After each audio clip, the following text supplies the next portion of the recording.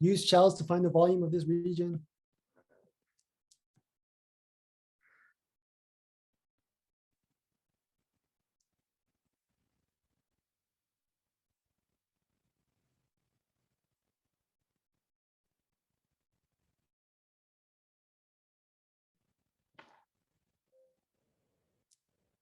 Oh, people are leaving.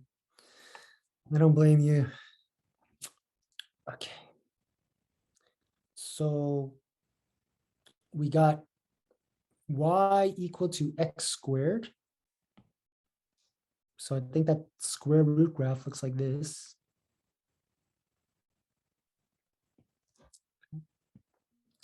Here's 1. And here's -1. Here's 1 as well.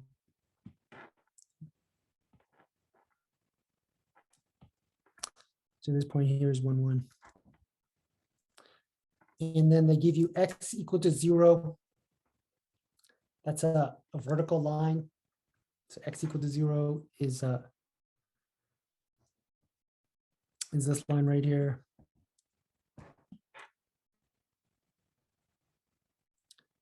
And x equal to 1. I'm going to modify it. There's must be a typo because this doesn't really define a region. So Oscar, I think I probably mean that this is y equal to 0. I think that would make more sense because you have to define like a region to rotate. Okay. So y equal to 0 is this line right here.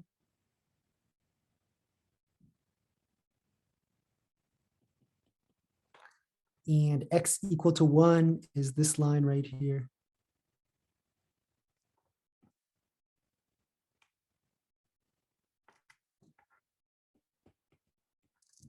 So the region that we're rotating is this right here.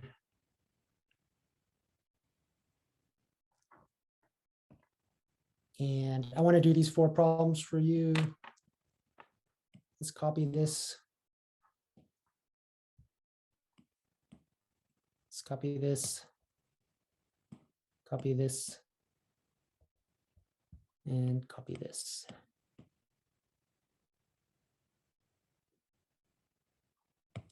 Okay. So the first question asks us to rotate about the line x equal to -2. So if we were to take the line x equal to -2, that's going to look something like this. Here's x equal to -1. Here's x equal to -2, like that. We're going to rotate the region. We're going to rotate it about this x equal to -2.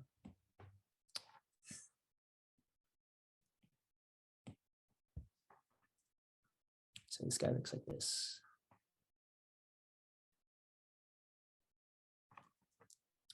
Okay.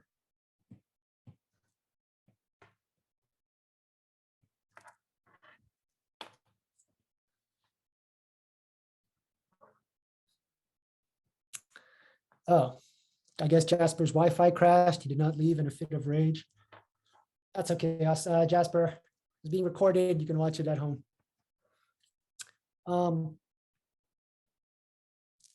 What's the first step, folks? What do you want to do first? I'll tell you. Chop up parallel or perpendicular for shells? Parallel or parallel to the axis of rotation. So this guy's going to go like this. Next question. Is it dx or dy? What do you think? Dx is correct because that little bit of thickness lies on the x-axis. So that's going to be a dx. Okay. The third thing you want to do is you want to set it up. In order to set it up, if you guys said it's a dx thing, you got to look at your shaded region. Tell me what's the smallest x could be and what's the biggest x could be. So what's your lower limit of integration over here? 0. What's your upper limit of integration here? 1. We know that in general, it's going to be 2 pi r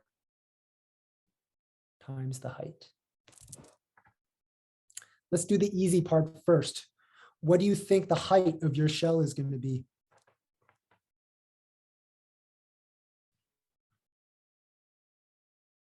Square root of x is correct. So I should write y equal to x to the 1/2. You guys correctly got that this is x to the 1/2. And here's the slightly harder part. If I have my typical shell here that looks like this, what is my radius going to be from here to here? What is this distance?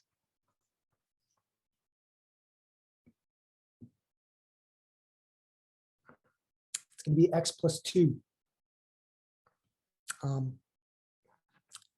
If you're a visual person, the distance from here to here is x. The distance from here to here is 2. So you could think of it as x plus 2 that way. That's how I tend to think about it. But I do like the way that Ken thinks about it. And I think that that is actually superior when you move the axis rotation over. So what Ken had said was the right function here is x and the left function here is -2. So it's good to think about it as x minus -2, which is the same thing as x plus 2. So I should just teach it Ken's way, but visually I kind of see the x there and I see the 2 there and I add it together. But his way is better. X -2, x minus -2 is x plus 2. It's best if you understand both.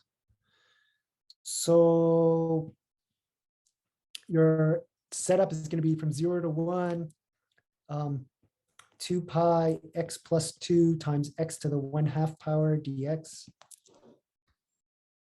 And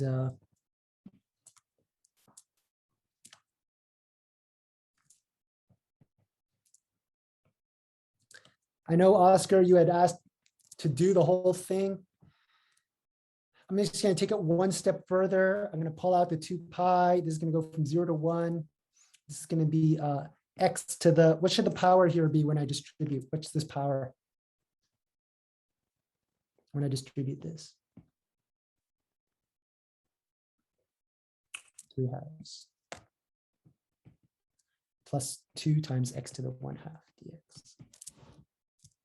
And then you find the antiderivative and plug in the endpoints. Do you need me to finish this, Oscar, or is this good enough? Just give me the word. Thank you, sir. I appreciate you.